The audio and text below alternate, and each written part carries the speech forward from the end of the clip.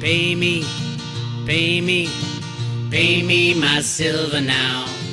Pay me or go to jail. Pay me my silver now. Good morning, Bix Weir, road2roo.com. With your morning horn disease, your sip of chaga coffee. Keep your chaga coming in. Keep your vitamins up. It's getting a little silly out there. I did post the discussion with Jenny Moonstone on the private road on Thursday night. Great one. U.S. anoints new money, my Greenspan dream, and water everywhere. It's really cool. Go check that out on the private road at road2roo.com. Let's talk about silver. I'm going to talk about something that you've heard but might not have sunk in about silver. Number one, we know silver is rigged, has been rigged. My calculations, 170 years since the Opium Wars. Different types of rigging, different types of manipulation. A lot of media assisting the manipulation, just like today. When silver runs, they're going to say, oh my God, it's speculators going after silver. This is bullshit. It is complete bullshit. Just hang on to your silver. Get it in your own possession. Please get it in your own possession. Right now, they're playing with the moving averages. As you can tell from this chart, silver has bumped up above its 200, 100, and 50-day moving averages. Not a strong breakout. They're kind of holding it, which tells me at some point they're probably going to slam it down to minus $40 an ounce. You might laugh at that. Shut up, Bix. That can't happen. They did it to oil. They're going to do it to silver. There's no free market trading in silver. There's no free market trading in anything right now. All done by computer programs invented in the early 1970s by Alan Greenspan and implemented. I've talked about this on the Road to Ruta a lot, but let's get down to the basics of what silver is. It's two things. Gold is great, except we don't know how much there is. Gold is great because it's a store of value.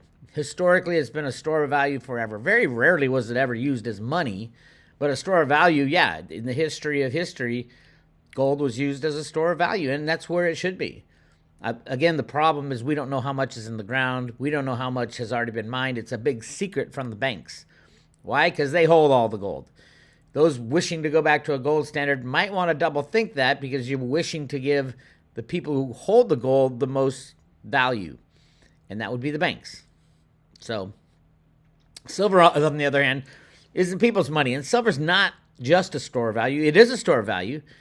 It's not just a monetary metal. It's not just an investment metal. It has massive industrial use, and that industrial use is in the high-tech world. The high-tech, why? Because silver is the best conductor of electricity on the planet. Silver blows away any other investment by far. By far. I'll show you. I'm just going to show you something that you're going to say, oh, now I get it. So silver is currently trading at $23. Remember, in 1980, it was trading at $50. You might say, well, that was the Hunt brothers manipulating it. Again, silver's always manipulated, so I don't care if it's the Hunt brother or who it was. In 2012, J.P. Morgan rigged the price of silver up to $50 again, and then slammed it down to start an artificial bear market. So it's rigged up, down, and sideways. I get it, but it's in a controlled range. Once silver breaks past $50, there is no technical limits that it can go. It's just gone. Moonshot time. And then it comes down to who's got it and what will they part with it for. What amount of money will they part with this for, even though silver is money. So, all right. Here's what I want to talk about. This is from the Silver Institute. I know everybody says, they're full of shit. All they do is add and subtract numbers to fit their thing every year. Absolutely. That's what they do. Are these numbers real? No. But it's the only thing we have, because nobody really knows, because nobody wants to talk about it. Elon Musk isn't going to tell you how much silver he uses in then each electronic car that he makes. He knows it's a hell of a lot more than what they say, 1 to 2 ounces. Hell of a lot more. And as more electronic circuitry and componentry gets added to electric vehicles to make them better, it'll take more and more silver. That's just a fact. You know, there's a ton of silver in all cars now. If it has any electronic parts, there's a ton of silver in each car. But electric vehicles, massive amounts of silver. I'll get to that in a second. And one of the biggest things that's kind of everybody's kind of shaking their head and they don't really understand is this thing under demand. Right here, demand. And they even break out. There's demand for electrical and electronics, and they break out how much is for solar panels, photovoltaics, because it's a huge growth driver in the future. And they break it out because it's 127 million was what they have for 2022, and that's almost half of all the electronics. So it's a huge part. A huge part of the future of silver is the solar panels. And the projection for solar panels, you won't believe this stuff. So right now, or 2022, supposedly around 127 million ounces of silver were needed. Okay, look right above, you'll see the mine production. That's the key you got to look at. Mine production is where we get our silver out of the ground. It doesn't vary all that much. 2 to 5% is all it varies. So we're not going to go out and find a ton of silver at prices below $50. After $50, yeah, it makes more sense to mine some of these kind of forgotten areas. There's going to be a lot of mining in the U.S. when silver breaks over $50. And that's the whole idea of supply and demand. And then recycling, nobody knows that number. They just guess at 180 because they want to bring that high because they can't explain where this silver is coming from. So you're looking at somewhere around 1 billion ounces each year that comes into the market through mine production and supply. But they're all covered. We're in a silver deficit. We've been in a silver deficit for how many years now? Including the exchange traded products like SLV and things like that. It's been 1, 2, 3, 4. It's been 4 years of supply demand deficit. That means we're consuming, and buying more than the mine production and recycling can put out there. That's the reason Warren Buffett bought silver in the late 1990s, is there was a supply and demand deficit. This year it's expected to be gigantic, even in these rigged numbers. But here's the biggest thing I want to show you. The U.S. Department of Energy put out the Solar Futures Study fact sheet, and they're talking about the growth from 3% of the U.S. electricity supply today to 40% in 2035 and 45% in 2050. That's just the U.S. Times that, China is a much bigger consumer of silver in solar panels. Everywhere in the world, the same thing is happening. We are running out of silver, and they won't let you know it because the price is supposed to go up as the supply gets smaller and smaller. Because the price is suppressed, mines aren't creating more and more silver. They aren't pulling it out of the ground. It's too expensive because of the cost structure. And not only that, so you've got solar, it's just going to go bonkers. And I ran the numbers. From 2012 to 2027, we went from 55 million ounces in solar panels in 2012 to 127 million ounces, about 130 million ounces today. From 2022 to 2032, it's expected to go to 260 million ounces. Remember, that only 1 billion ounces are mined and recycled every year, right? So we go from 13% to 26%. And then 2033 to 2043, we go to 520 million ounces, which is over half of all silver by 2043 will be used in solar panels, if these projections are correct. By 2053, we will be mining over 1 billion, or we will be using over 1 billion ounces a year in solar panels. And remember, the supply and demand doesn't really go up much at all, 2 to 5%. So by 2053, 100% of all silver, you will not be able to buy any silver because it's all going to be used in solar panels. Sound crazy? It is crazy. But the reality is, because they're rigging prices, we're not getting more silver onto the market. That's one of the things that cause disruption with artificial prices is scarcity. We are coming into a place of scarcity. They're going to hold the price at $20 where you can't buy anywhere. The U.S. Mint is already massively rationing. So the system is broken. Now, so that's solar. Solar's going to use up all the energy by 2053. All the silver by 2053. But don't forget, look at these electric vehicle volume projections. In the last 10 years, electric vehicles went from 400,000 ounces to somewhere around 55 million ounces today. Well, it is projected to be 125 million ounces by 2032. And then by 2042, 200 million ounces. By 2052, 400 million ounces. Where's all this silver coming from? It's not coming from anywhere.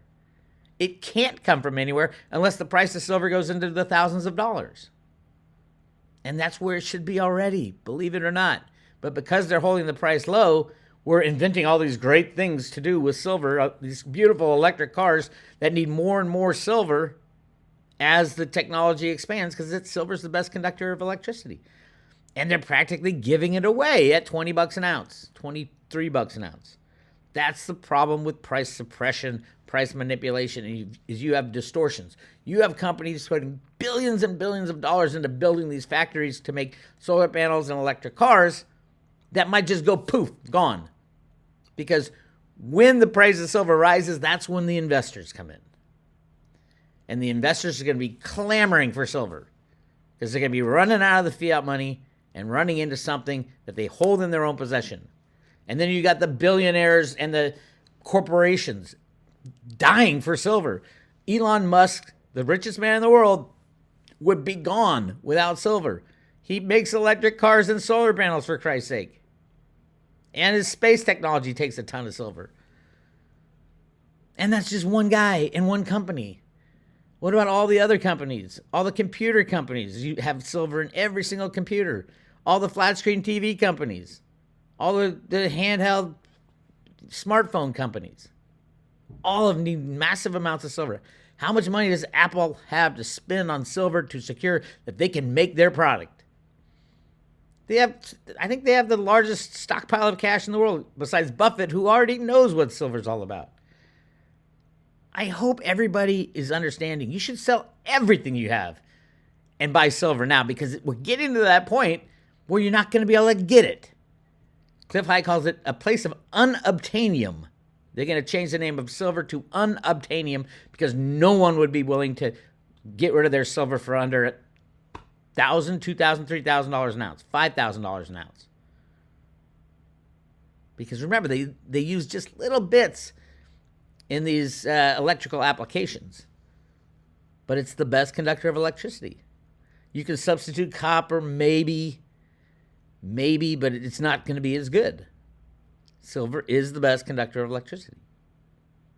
So that's what's going on. And it's literally crazy. Now, what they tell you they use in electric cars is a lie.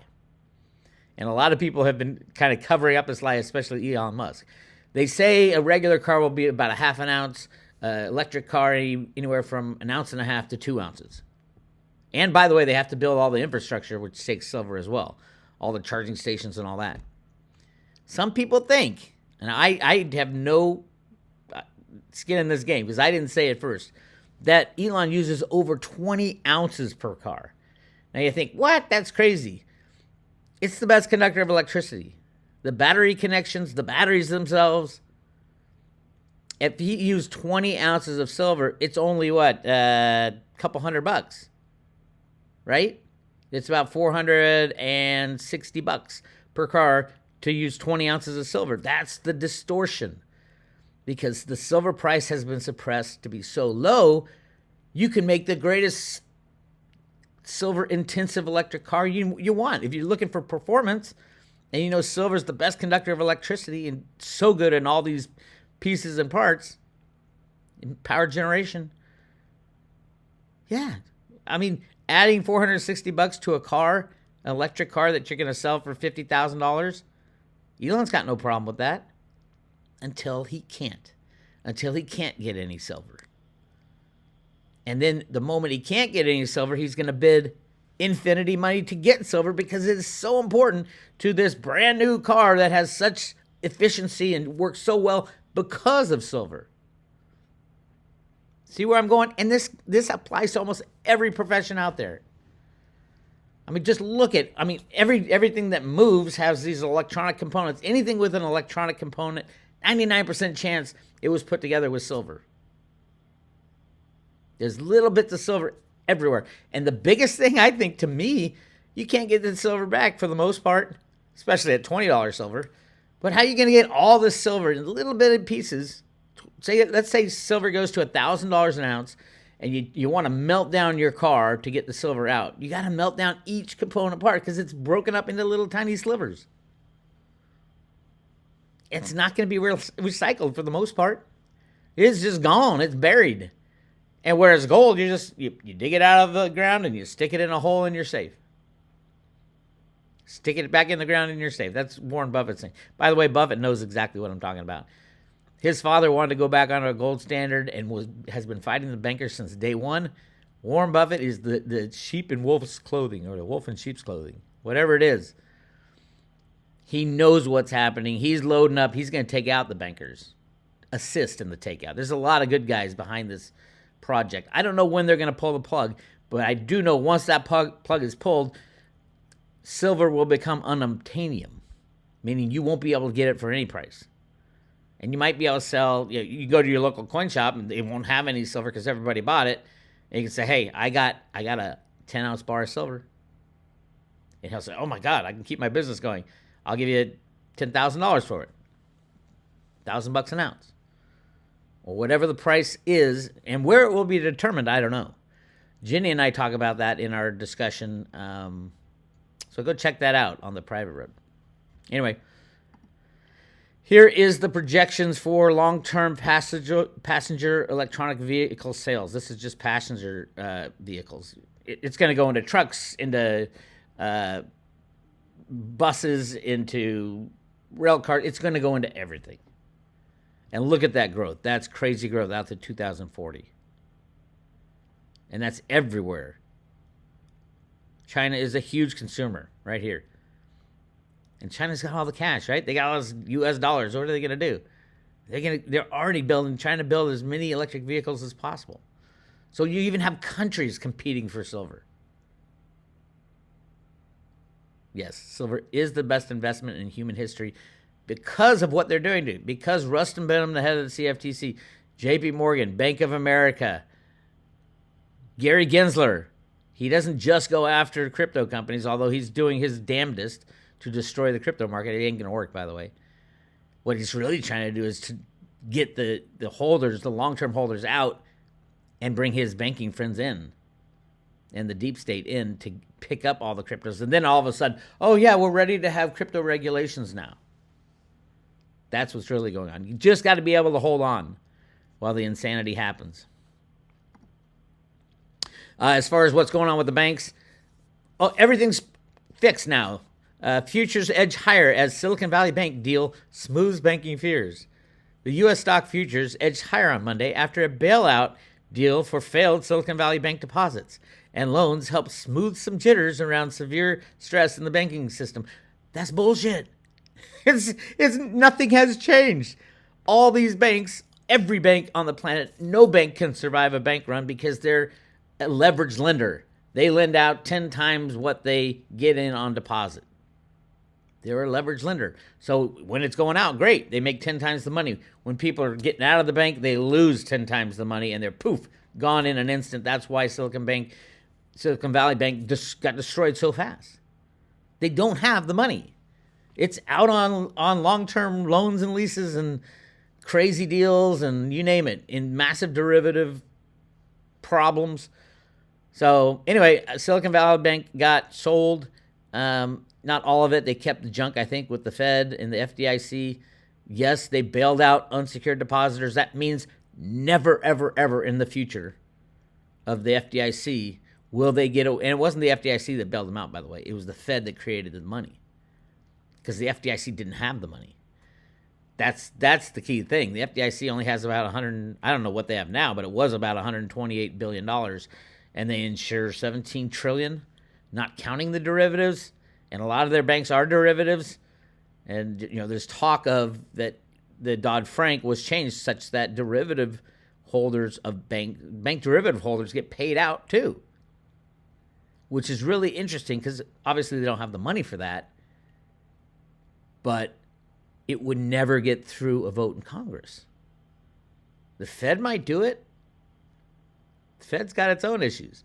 I think that's the poison pill that they put in to the banking sector, that, oh, you gotta pay off derivative holders first, and that would destroy everything, because no way they're going to come up with $2.5 quadrillion to take care of the derivative problem. That's the end game. That's the red button, as Catherine Austin Fitts said.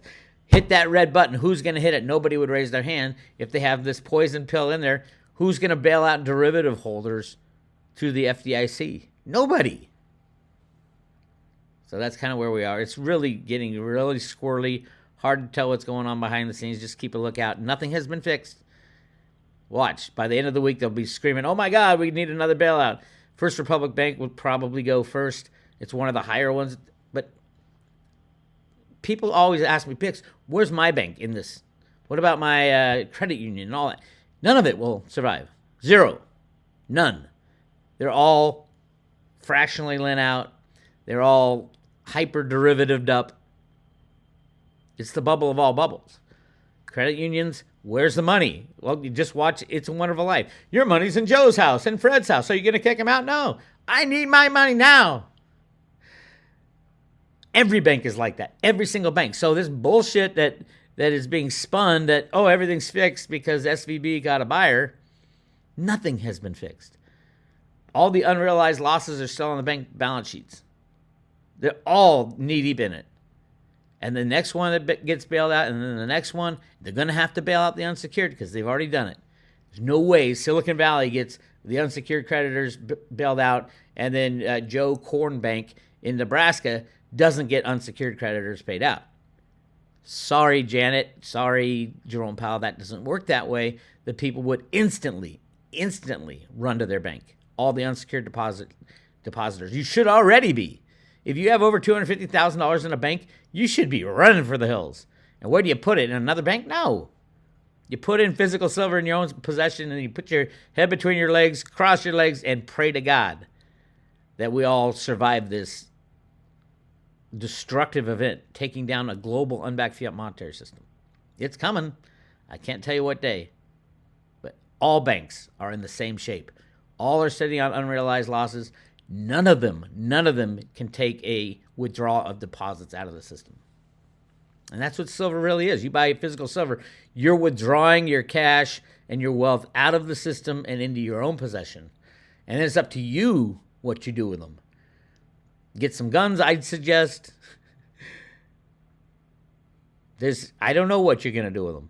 You're going to hold them for the new system, and you're never going to let it go, because you will love your silver more than you love food at some point.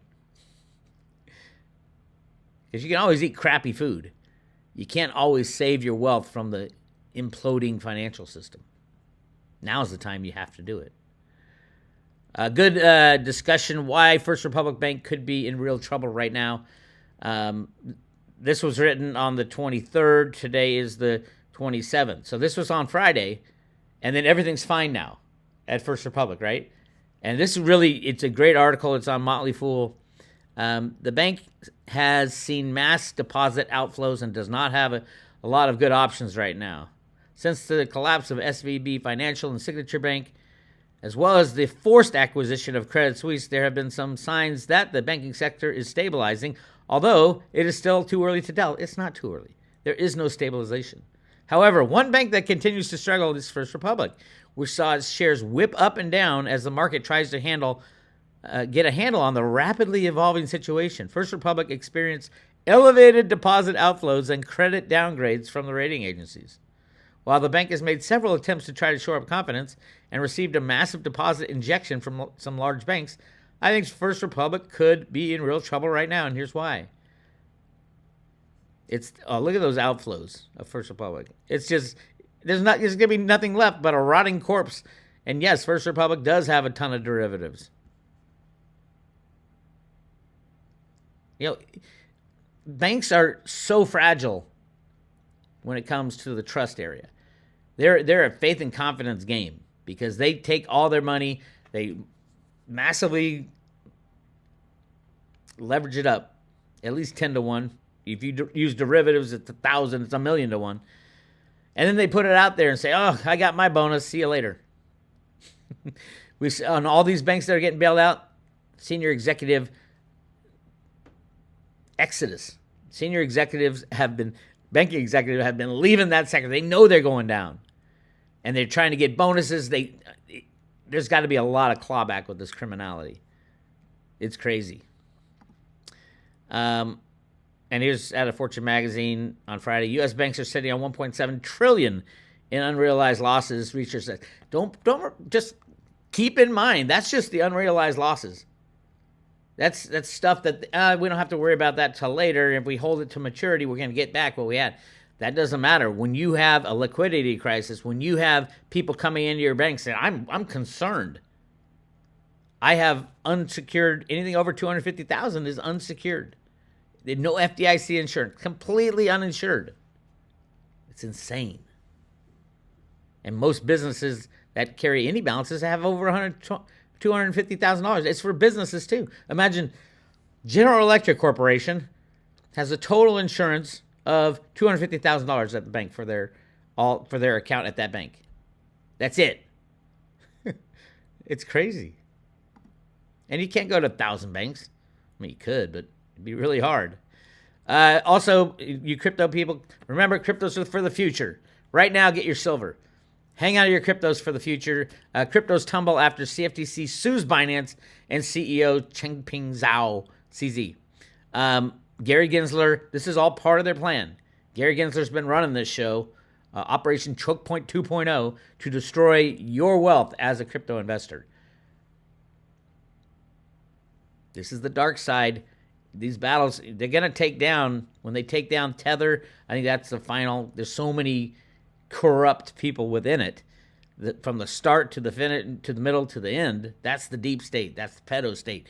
Stay away from that. But it could take down, I don't know, it could take down all cryptocurrencies to zero. I don't care. I got mine in my own possession, and I know people who do, and will transact business even if they aren't trading on any exchanges. CZ owns the largest exchange in the world, Binance. They've been criminal. Of course they've been criminal. So is Coinbase. So is Gemini. All these exchanges are criminal. But so is the U.S. stock market. So is the bond market. So is the commodity markets. It's all criminal joke. And Gary Gensler's raising the flag. Hey, I'm the head of the SEC. I can bring charges. Gary needs to bring charges against the SEC. Beyond criminal charges. Just look at Bernie Madoff. He married off his daughter to his SEC regulator. Look that one up. That's crazy shit. Look what they did to Reggie Middleton. Reggie came up with a way to fix the problem of all exchanges, peer-to-peer transactions. And the U.S. government gave him a patent for it. And the SEC literally stripped him of everything he had and has 98 million Veritasium tokens sitting out there in limbo. What are they going to do with it? Is Cliff High right? They're going to use Veritasium in the new system? I would say probably now. Something has to come up. Otherwise, you got guys like Gary Gensler who can shut you down. It's a lot of power for a little squirt to have, if you ask me. Anyway, that's what I got for you. Go to roadtoruda.com. Subscribe today. At least for now, we're giving away the Ruda Lives coin with every 1-year subscription. You get the backstage pass to everything going on to the Road to Ruda. All right, go check it out, roadtoruda.com. Subscribe today. I'll talk to you later.